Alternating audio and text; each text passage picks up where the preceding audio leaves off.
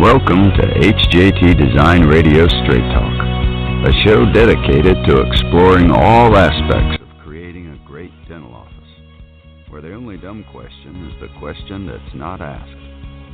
Here's Jim and Han.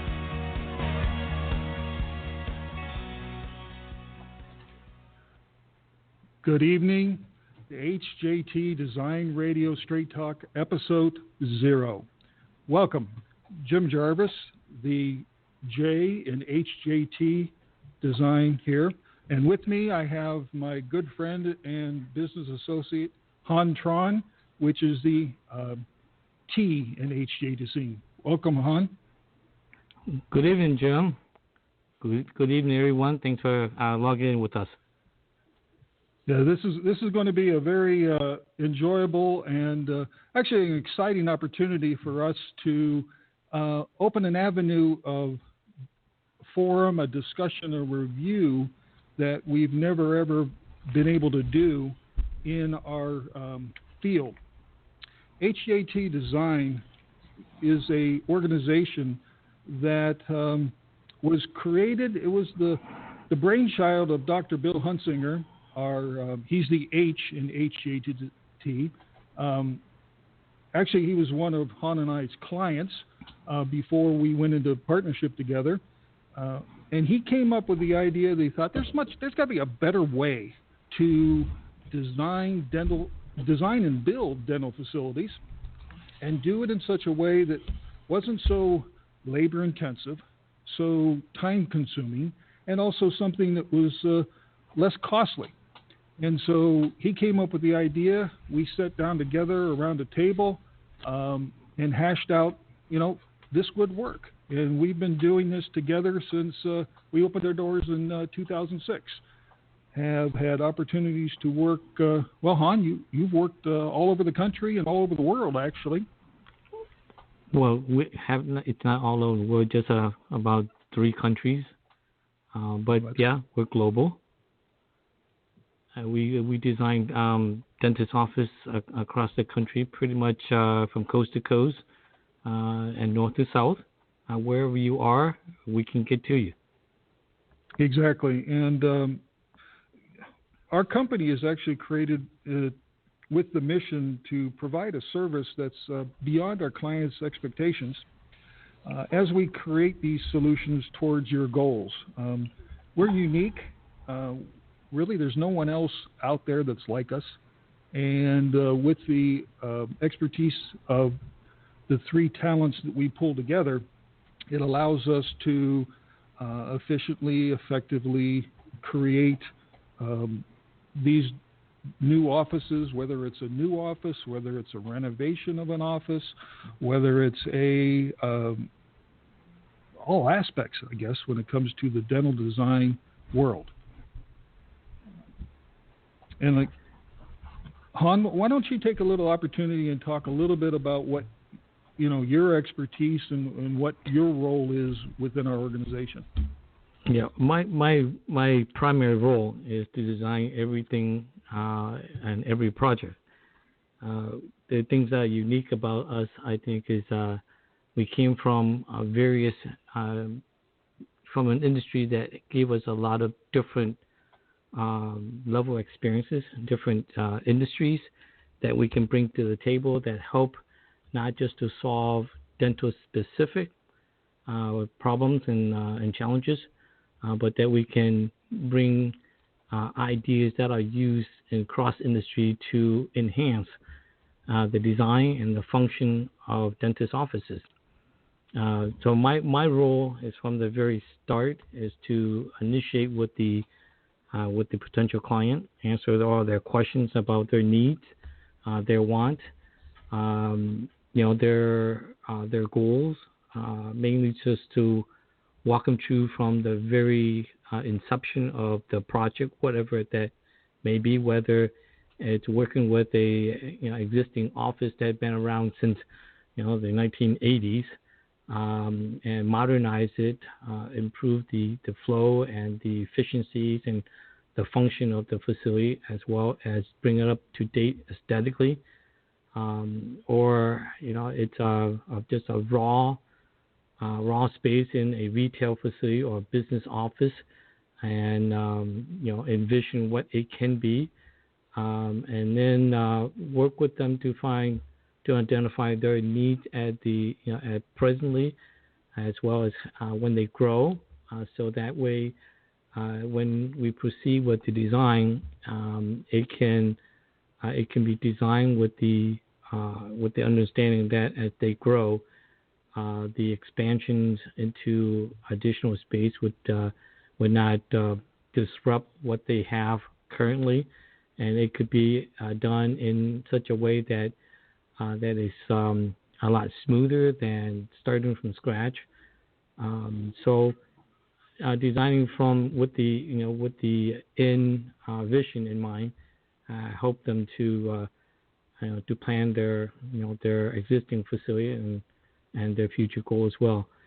We also are very capable of working with raw land and design from the site to the building, and any future needs and stuff like that, because it's pretty critical that in the design process that we look at how they're going to use it in the future, so that they don't end up relocating every time they outgrow their space. So my goal is exactly, and that's a very important point, Han. One of the things that I wanted the readers or our listeners to understand too is you've been in the design business for plus 30 years? Yes. Exactly. And so there's a level of expertise that, obviously you haven't been designing dental offices for 30 years, but you take all of that knowledge and that talent that you gathered from designing other facilities and bring that to the table as you delve into the unique aspects of actually designing dental facilities. They're one of the most complicated, in my opinion, one of the most complicated building types that I've ever worked on. As well, I've worked for the last 30 plus years as in the architectural field, registered in numerous states across the country, and that allows us to do work, again, full service work all the way across basically every state in the union, either with, directly or in conjunction with maybe a local architect, but it allows us to help a multitude of clients that are out there. The other aspect that's rather unique about you, Han, is your role in Dentaltown as a moderator. Yeah, it's besides being a moderator, I'm a design. I provide design critique on Dentaltown. Let me just kind of backtrack on some of the things that Jim was highlighting earlier. Is that there's certainly a lot of very talented individuals that throughout their career very focused on a certain sector of the industry, such as, let's say, we have individuals that are expert in the design of factories or design of restaurants and hospitals and school and museum, prison, and all that stuff, including expert and or specialists in design of dentist offices. I don't want to take anything away from those talented people. The unique thing about when you look at design professionals that are going to provide services to you is that they're not just simply focused on one area. I find that sometimes when you become such an expert in the area, you can't work outside of that particular box. I've been fortunate in my career. We call that tunnel vision, Han. You end up with tunnel vision. I think that's what you call it in the United States, right? But I've been fortunate is that I've worked in all those aspects: factories, prison, hospitals, museum, corporate offices and stuff like that. So those area outside of dental facility also have their challenges, very similar to dentist offices for that matter. And you can take a lot of those knowledge and apply it where it can enhance the design of dentist offices in a great way. For instance, a trend right now is a lot of dentist office are going to retail facilities. And so if you have somebody that may have designed dentist offices but have not or have very little knowledge of retail facility, they would be at a disadvantage because they may not be familiar with the how a retail facility is designed, the purpose of its design, how it's used, and so cross-industry knowledge really help us to bring a higher level of services and vision in the design that we do. Excellent. So Dental Town, unique. You want to talk about that, please? Jim? Yeah, the Dental Town side? And Dental Town is a community that's specifically for dentists to exchange ideas and learn various aspects of their career, their industry. Part of my role on there, or part of my function, is to provide technical input and critique when it comes to design. Individuals that are considering or in the process of having an office design, wherever that design services came from, they take their concept, and sometimes it's almost finished, and maybe just a step away from permitting and things like that, and they bring it to the table and they solicit design critique. And I have this belief that when you ask that question, you want an answer. There is no sugarcoating to the answer. You want to know, I'll just give it. I give it in as much detail as possible. Just almost borderline like I was already hired to do a project or correct the design shortcomings. And so that it's a service that we volunteer to do because I think it's a way to give to the community. It gives us exposure, but I think it's a service that or a avenue for those that have never been involved in the construction of anything. So dentist office, it can be very complicated, and not anybody that have a pencil and a ruler can and should design dentist offices. So, and you have reviewed thousands and thousands of dental office designs. Have you ever actually counted how many? No. I think after 12, I ran out of fingers to count them. But it's a high number, and some of the design are done by architects, well-known architects. Some a lot of them are designed by supply companies. Their purpose is different than ours. We don't sell anything. We don't have any allegiance to any supply company, equipment company, or anything like that. So the way we approach the design is, our only goal is to service our client, give them the best that their money can buy, give them the best service that we can afford to provide.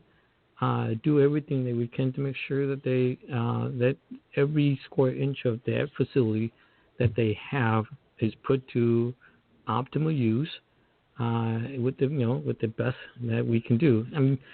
I have been involved in a lot of different facilities. So when I look at design that I put up, I look at if I am the one who's writing the check for the rent or the mortgage, how would I use this? and that's the approach I take. Is that it's my personal property, my personal space. I'm responsible for it.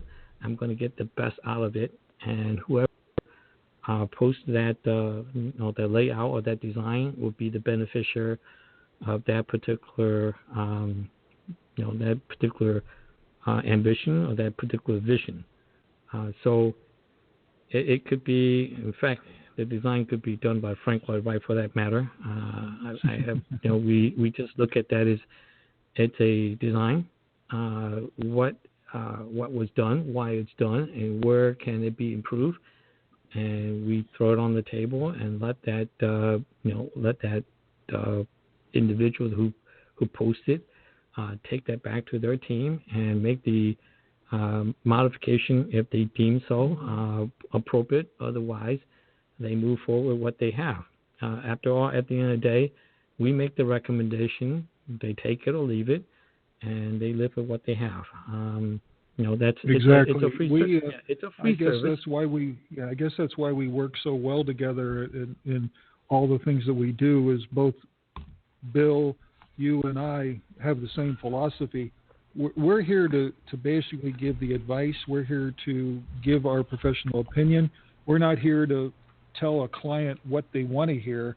It's what they need to hear. And we, obviously do it in a nice way, but at the same time, we're not going to sugarcoat things, and we're going to lay out the facts, because as a individual, a dentist who's trying to create his or her new facility, they need to have facts to make the proper decisions around, not sugar-coated, as I call gobbledygook. Basically you say, well, this looks good, or this is the reason why you want to do that. Well, why? What are the facts behind that? What's the logic? What's the criterias? How do these things integrate and stitch together? I myself have been as the architect as part of this organization. I've been in the architectural business for 30 plus years, as registered, as I said before. Have worked as managing principal on several other firms across the country. Had a great opportunity to get together and hook up with Han here in the northwestern Ohio region. Actually, Han and I hired Han in the organization that we worked together before we started HJT. And Bill, as I said before, Bill was a client and doing one of his facilities.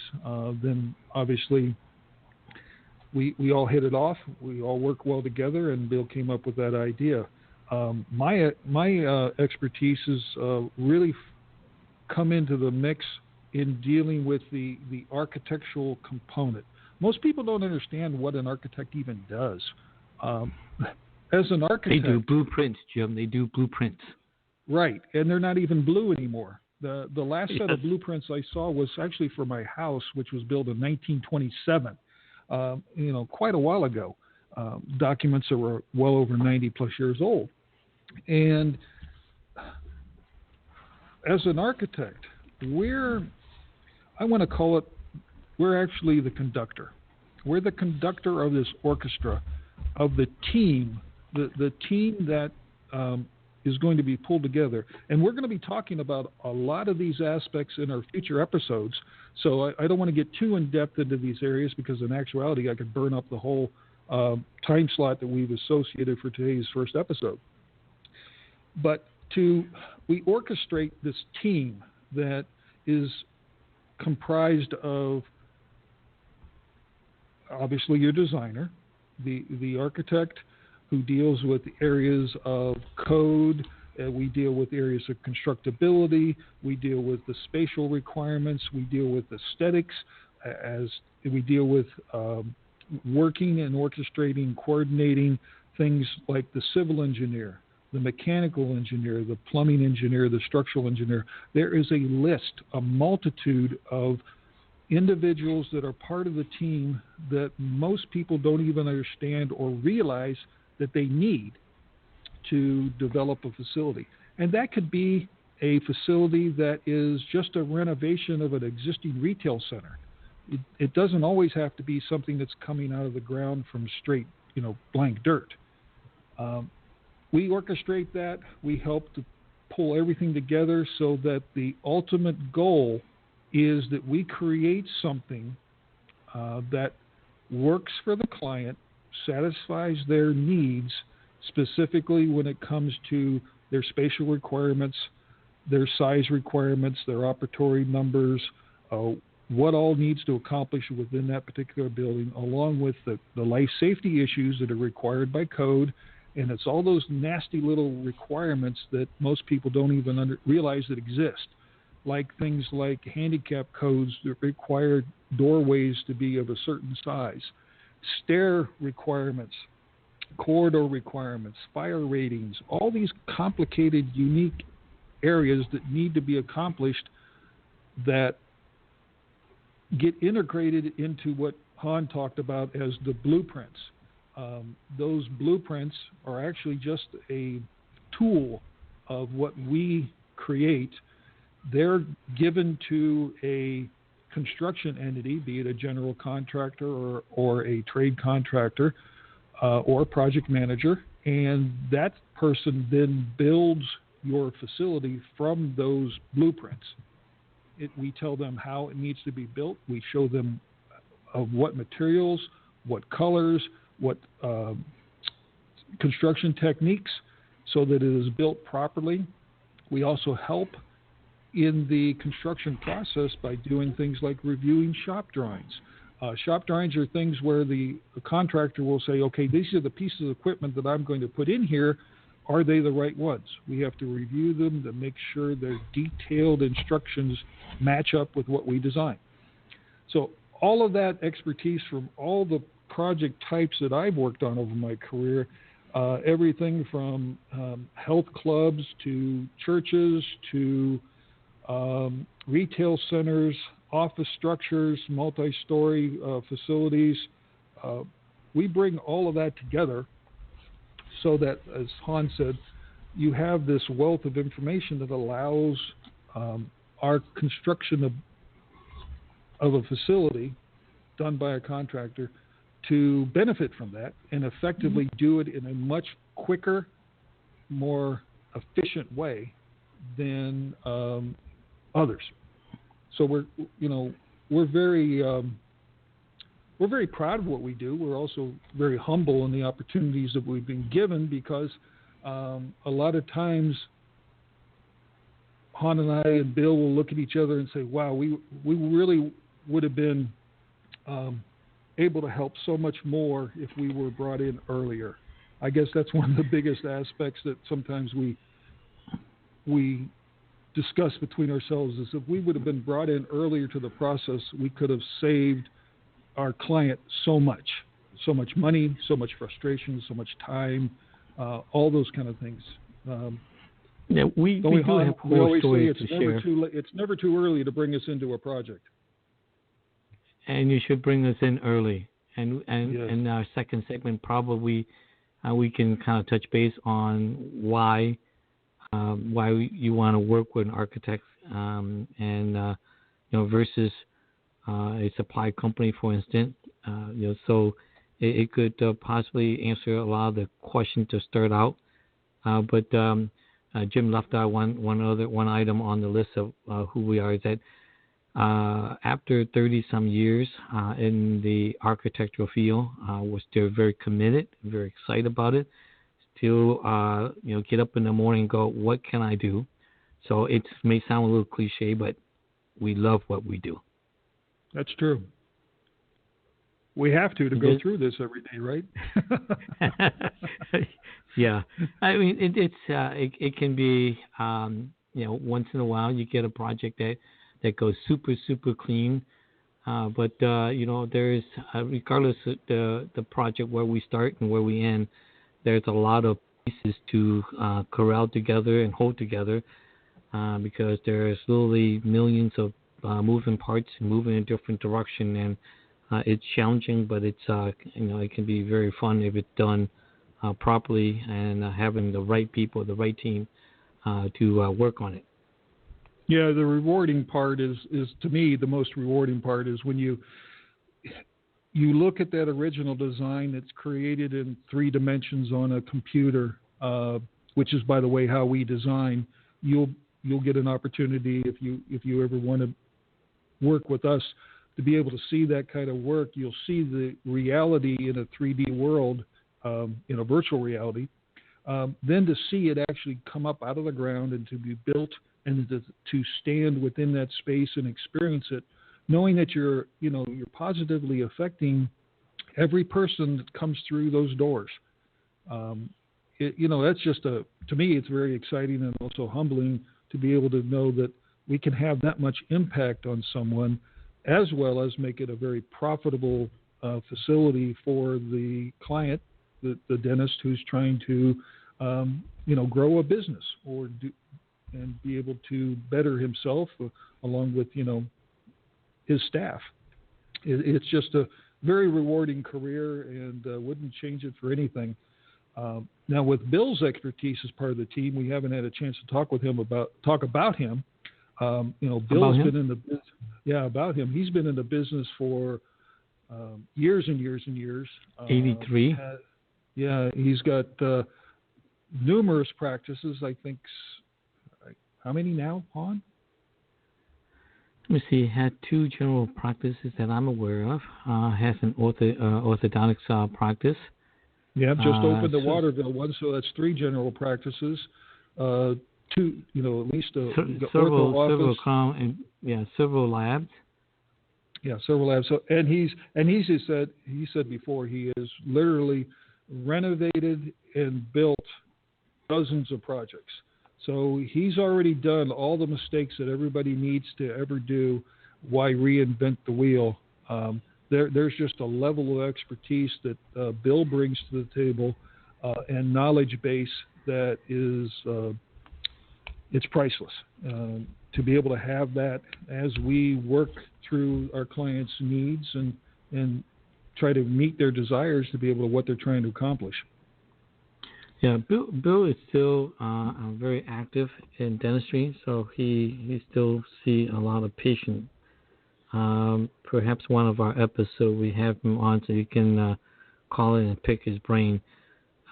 Bill had one of the main reasons why HJT was started is that when he started in his career, ambitious and young, he made a few blunder in terms of buying and building practices, and he would be the first to tell you, I messed up.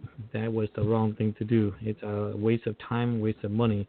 And so, the old saying is that, the best teacher, let me say it's, Jim, help me out. What's the phrase that we say in the United States? Oh, the best teacher is experience. Yeah, but I think the right terminology that they left out is that other people's experience would be the other best people's teachers. experience. Yeah. Well, like in our discussion we had today with Bill in one of the reviews of the project that we're doing, he was talking about that old farmhouse over in Swanton that he purchased for $50,000 and should have tore it down. Because he put, he didn't purchase it for $50,000, but he put $50,000 into a building that should have been torn down. And like you say, he'll say that right to everybody, that after he's gone through that and the headaches that were involved in that project many, many years ago, he said, yeah, that thing should have been torn down and we should have started anew. So and there's a hindsight. Hindsight truly is 20/20. And he did say, he said, because you look at older buildings, and there's plenty of them out there, and you say, I can keep that, I can buy that one for cheap. Some people can give you the building for free, and you end up renovating and all that stuff and spend a lot more than building it new. Okay, don't get us wrong. As architectural professional, I myself love old buildings, but there's sometimes you have to look at and say, is it worth it to keep this building and dump a lot of money into it if it doesn't have real architectural significance? Okay, so it's an area that we can look at and make and give the recommendations so that you don't You don't make any financial blunder by dumping your money into a building. You can't get any money back out of it and continue to feed it because you couldn't do anything to upgrade the structure, the system, and things like that. So it's always best to talk to design professionals that give it to you straight rather than, hey, we can squeeze 10 operatories into this little old farmhouse or this factory or this schoolhouse. You have to do it more logically, and it has to make financial sense. Emotion usually are not the best thing to bring to the table when it comes to looking at buildings. Yeah, we got to deal with the facts and realities. I remember back earlier in my career after getting out of school, I was working with a firm, and we were doing a lot of historic preservation rework projects. And it was over in Carlisle, Pennsylvania. A beautiful happened to be an old hotel that was in a historic register. That project took an unbelievable amount of construction effort to, one, bring back to structural integrity, and then to turn it into luxury apartments. It was absolutely fantastic when it was done, but the effort necessary and the financial money dumped into that project was just phenomenal. Now, there's some people that have a desire to do that, and if you're able to and willing to and want to do that, then that's great. But from a business standpoint, it may not make the best decision when you're trying to do a dental office. And we'll help you through those decision-making processes so you know the facts of what you're going to get yourself into. That's an important aspect about one of the things that we do that's really out of the realm of the normal architectural firm. And again, we'll talk more about that in future episodes of just actually what does an architectural firm provide so that you can compare apples to apples when you're talking with potential architectural firms and design firms. Because there's so many people out there that can do maybe one aspect or two aspects as opposed to multiple aspects. With that, Han, I want to open up the discussion a little bit about one of our, it's kind of like our midway discussion about, we've got an upcoming seminar in Chicago. Do you want to talk a little bit about that and inform everybody? Obviously, folks, if you want to call in and ask any question, you should have seen a phone number on your Blog Talk banner, but that phone number is 657-383-1442. And you'll be connected into our switchboard, and we'll hopefully give you an opportunity you can ask anything. Any question to Han and myself, and we'll do our best to give you an answer. And if we don't know the answer, we're going to let you know that we'll get the answer back to you once we find out the answer. But Han, you want to talk about Chicago? And you don't have to give us your real name. No, you don't. You don't have to give us your real name if you don't want to. Chicago. Okay. In Chicago, we were invited to join a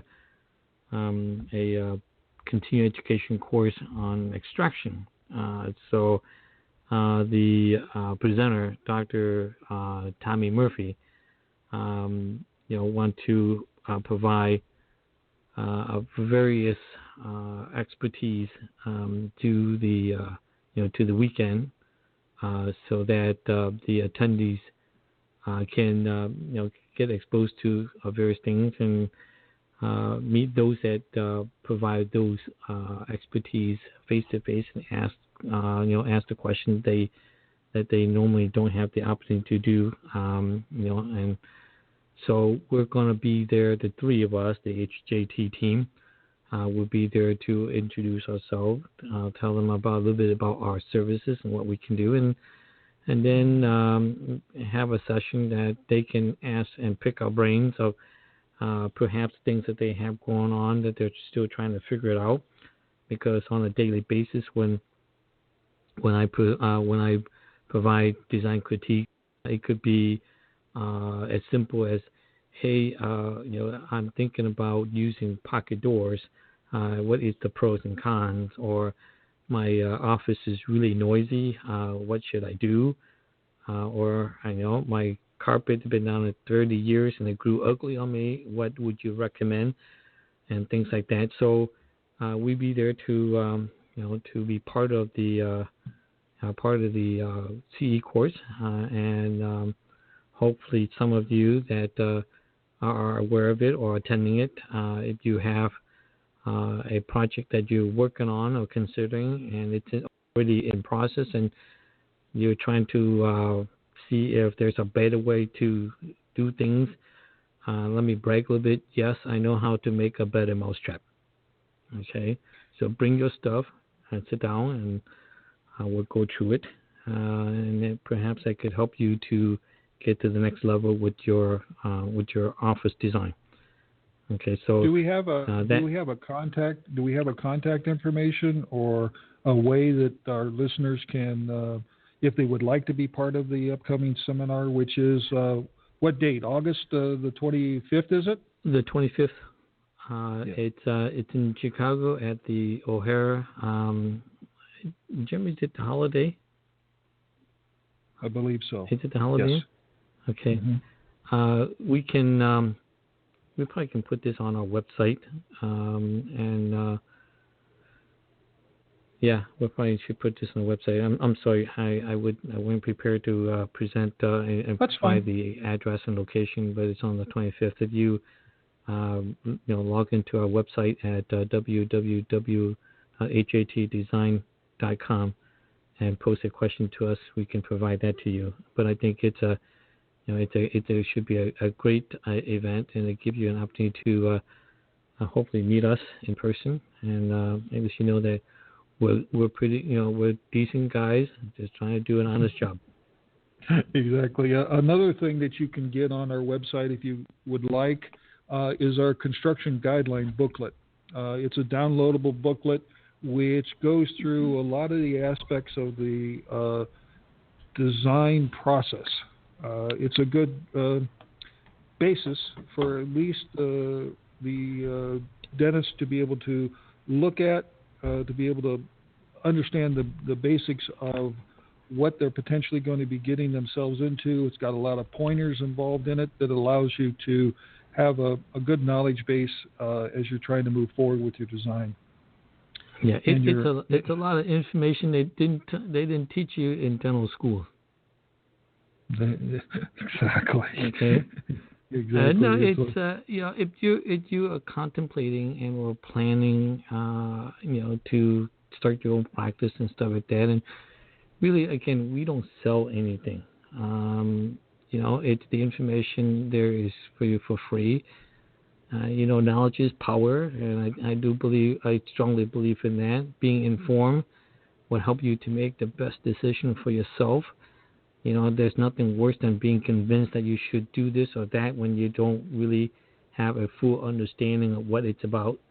Part of our missions and part of our job is we don't just design buildings. We educate our clients so that they make the best decision when they need to make decisions that that pertain to their investment into their office. Because after all, we're not designing for ourselves. We design it so that it's a place that they can go to, function in the best possible means, where they're, where it's comfortable, where things make sense. If you ask a question, or if I ask a question, the worst answer that I don't want to hear is because I say so. You have, if you have a question to ask, you want things, you want to know things. When we design and you say, what is the benefit or the pros and cons in doing this versus that? Those who are charged with the with the task or design for you, they should be able to answer your question of why they do what they do, why they recommend what they do recommend. Otherwise, it's the wrong approach. That's just my opinion. That they have to know why they do things, why they recommend, because after all, you're investing a lot of money into into a building. The wrong answer is because I say so or because I am the best. No, they need to be able to explain to you why they do what they do. Okay, that's the way. Exactly, because there are so many decisions that need to be made when it comes to developing a new facility, whether it's a renovation or a new construction. And that's not just the things like what color am I going to paint the walls and what am I going to put on the floor. It's so many other decisions that have to be made, and we'll help guide through those decisions, and we'll bring out aspects like the longevity. For example, this particular floor material versus that particular floor material. One may cost X, one may cost Y, but how long will X last and how long will Y last based upon your use? We'll be able to help you to have that knowledge so that you can make an informed decision on what's the best solution. The most expensive the most expensive is not always the best. There are a lot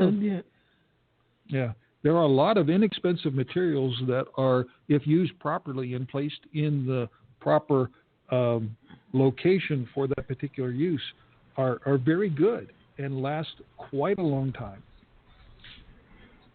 You were saying, huh? And sometimes that decision is not so much the aesthetic or the durability. If you're leasing a space, do you for 10 years before you build your dream facility, do you want to put down $60 per square yard carpet, and then leave $45 worth of it on the floor when your lease is over? Or do you want, you can still get the aesthetic that you want, and all the wow factors, but it should be priced reasonably so that when the lease is over, you're not leaving a whole chunk of money on the floor or on the wall for for the landlord. So the decisions of what to put down, what to install, and all that stuff should be based on your usability and longevity, the life cycle and all that good stuff, and your investment. I certainly wouldn't want to leave any money for the next guy to pick up. I assume that most of our clients, the dentists, don't either. So we can help you through all of those issues, answer all those questions, and then you can make the decision as best for you. Exactly, and that segues perfectly into really what are our next episodes, the future episodes of HJT Design Radio Straight Talk going to be. It's going to be a discussion of all the aspects that we deal with on a day-to-day basis in designing and working through dental facilities. But also we're going to bring in and have live interviews with some very key important players and team members with their knowledge and their information that we integrate on a daily basis in the stuff that we do. So, we're going to talk with lenders. There are a bunch out there that specialize and deal directly with the dental facility, but there are a few very good ones. And we have an excellent contact and information source in a fellow by the name of Mike Montgomery from Live Oak Bank down in North Carolina. Just a wealth of information and an unbelievably good guy who will be just an exciting interview to be able to give that knowledge and information out to all the listeners, along with real estate folks. We have an individual that we work with, along with others, that has just a ton of knowledge when it comes to the real estate side. So you'll be able to ask questions of them on what's the best way of doing this, or what's the best way of doing that, or how, the old question, should I lease or should I buy? Should I build new or should I renovate? All those things are something that needs to be discussed, and what we'll be able to hopefully bring in the interviews with the people that we have in our upcoming episodes. We also have a leasing expert who deals specifically in the dental world in setting up and creating leases, and what are the specifics, the catch buttons, the hot buttons that need to be checked off when you lease. Han pointed out the one very important one. Do I do this for a lease that I'm going to be here for 5 to 10 years, or do I do something else? There's so many things that need to be discussed. Then we've got all those wonderful questions that are out there. They come at us on a daily basis at the Han in Dental Town, but things like, where do I start? I'm sure there's so many dentists that are out there that are asking that question right now as they're trying to figure out what they want to do is, where do I start this whole process?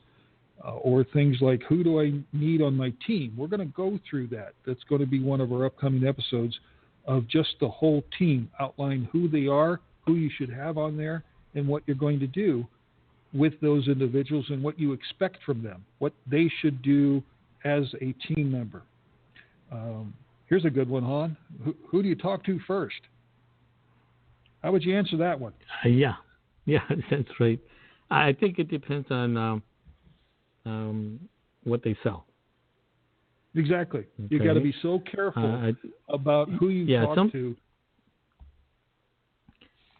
Some of the our booklet on our website, it covers some of those areas of the role of every individual on your team, what they're responsible for, when they should be put into place. Of course, there's always exception to the rules, but it's just as simply selecting the team. There's so many various. There's traditional ways of doing things, and then there's a slew of hybrid and blends of things. But mainly is that you get a little education. You have to find that comfort zone where you can best function in, and then you allow the professionals that you bring on your team to do their job. One of the worst things that I think it could happen is that you hire professionals and then you micromanage them and tell them what to do and how to do their job in an area that you may not have any experience or any training or knowledge in.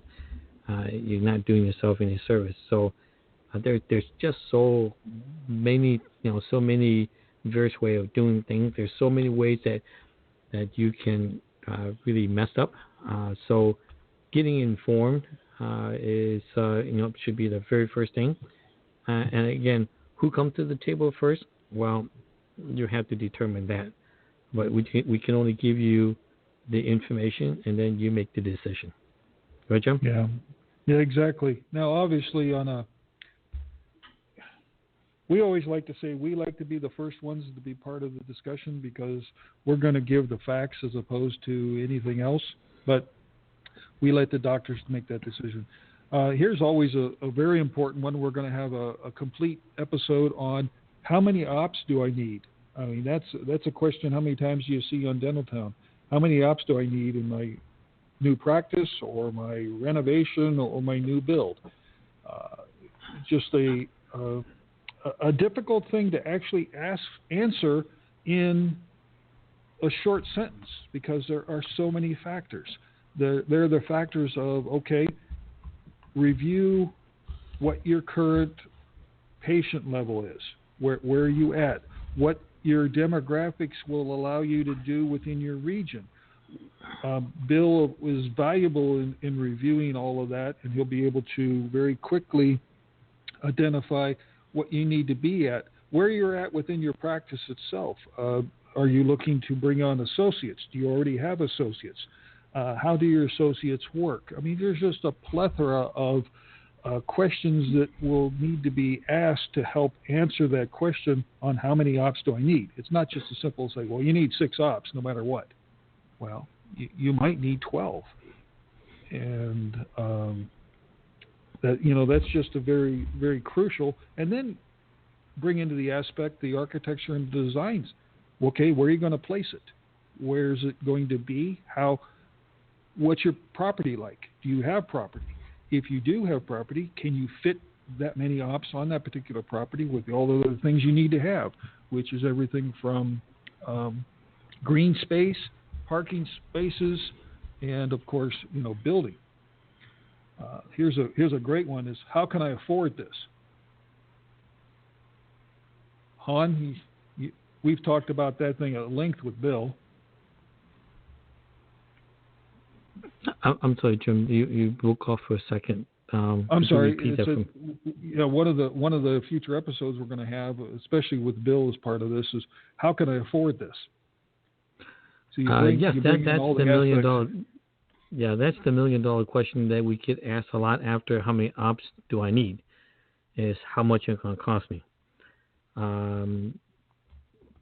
Once we have a chance to interview our client and see what they need, what their plan, and things like that, their affordability, we can formulate a game plan to make sure that they can afford what they want to have, they can handle what they want to build, and then design it so that they can again grow as they mature in their profession, grow as they develop new skill, grow as the population increases and stuff. So we ask a lot of questions, mainly because we want to have a full understanding how our client function, what their ultimate goal is, so that way we can design and serve them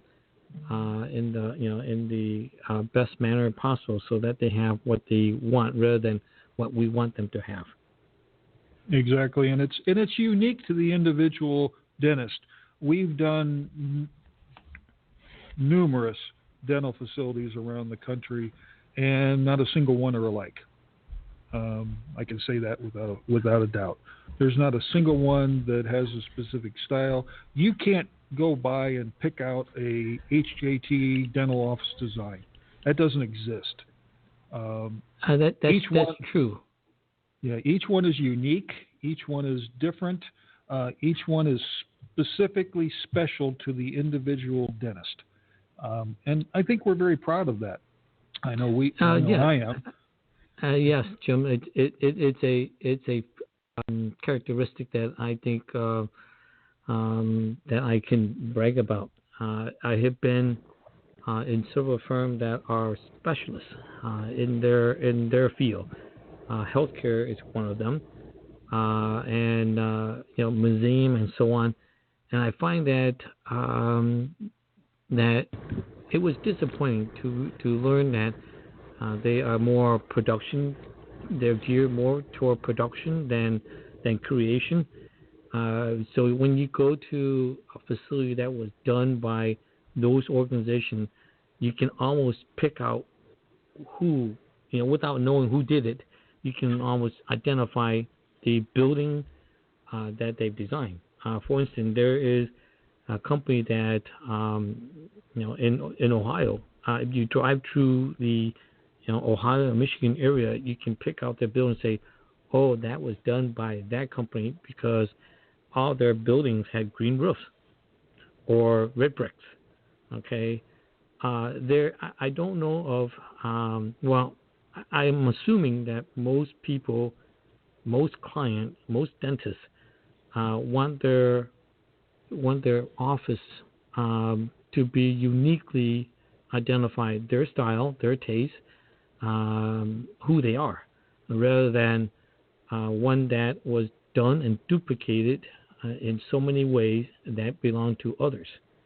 And so when you go to, when you go and visit a friend in whether it's in California, Hawaii, or the Carolinas, and they all have the same feature, for me it's troublesome.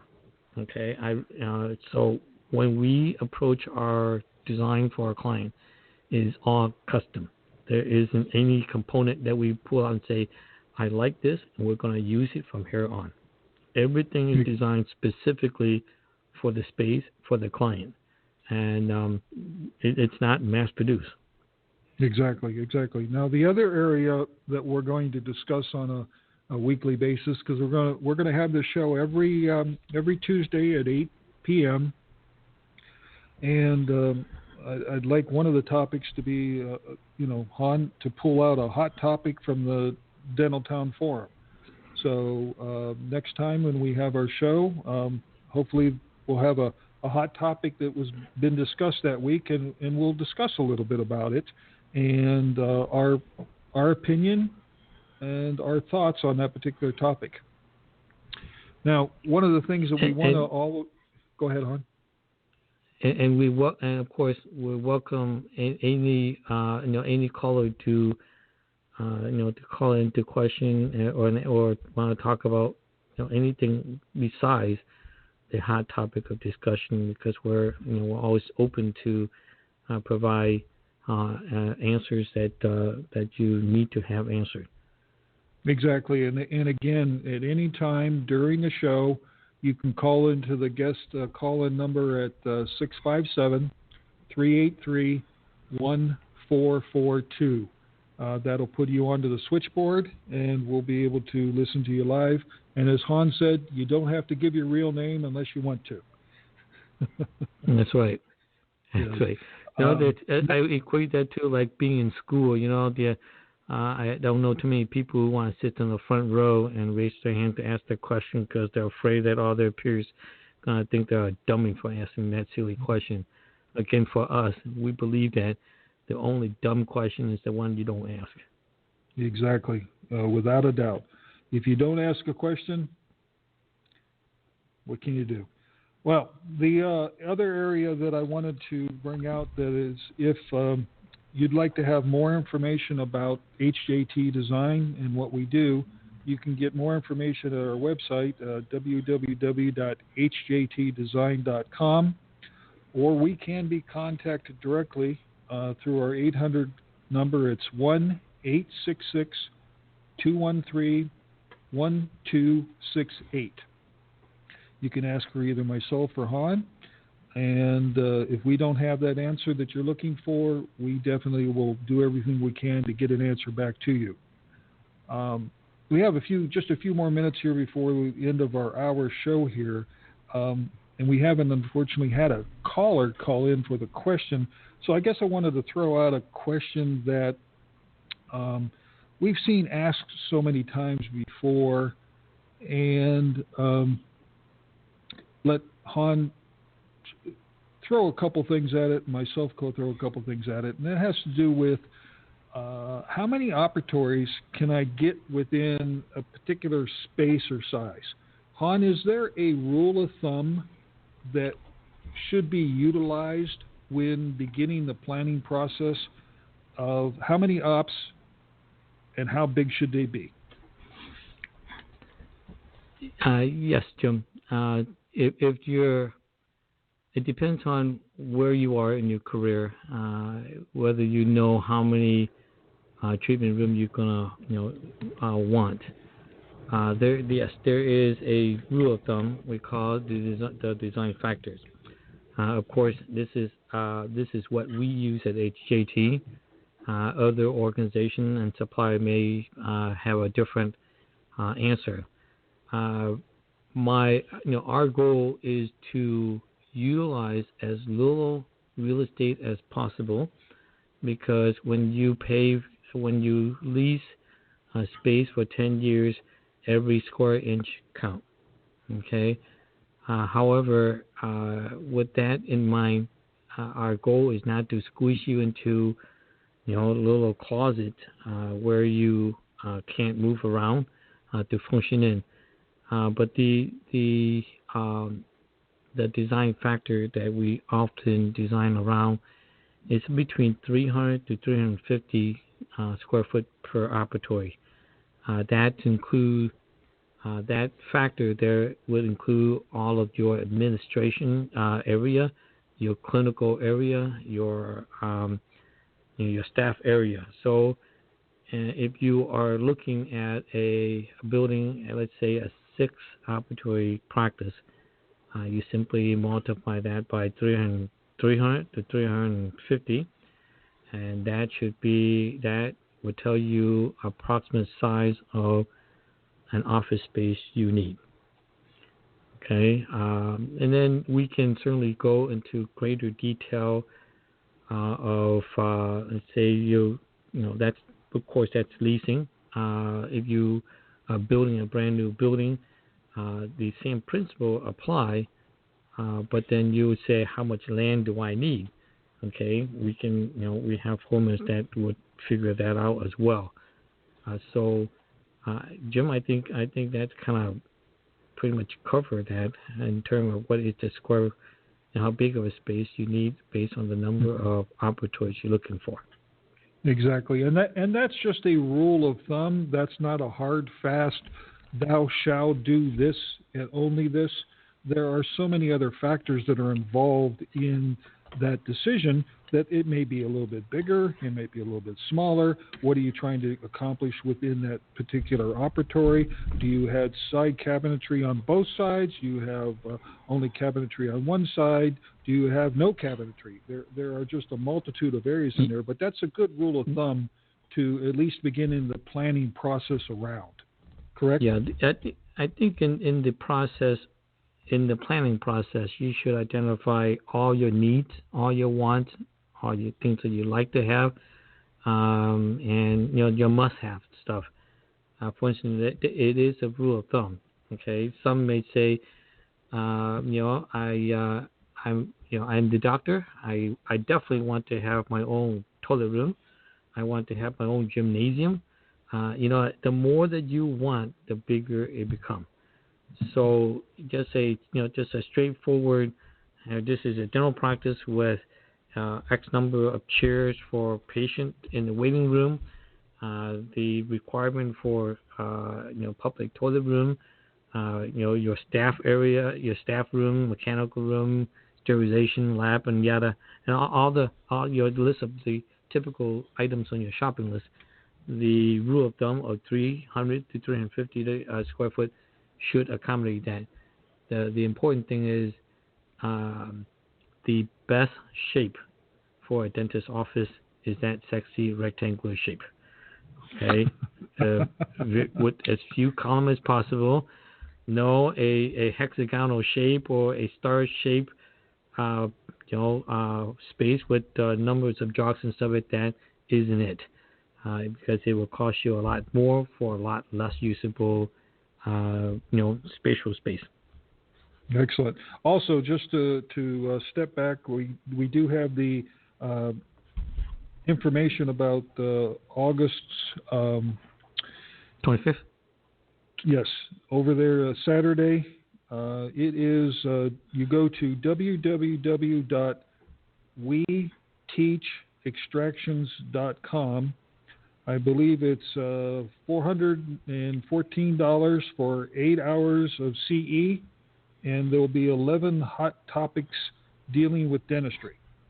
So again, you could go to www.weteachextractions.com to get in information that you might like to investigate about being there in Chicago for the seminar.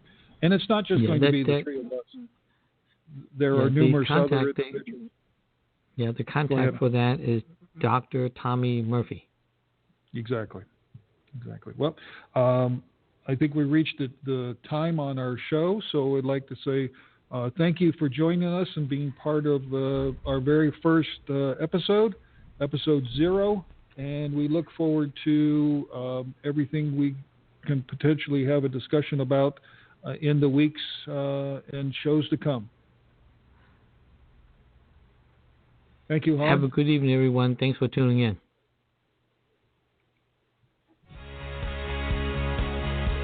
You've been listening to HJT Design Radio Straight Talk with Jim and Han. To contact us and find out more info about upcoming shows, please log on to our website at www.hjtdesign.com. Until next time.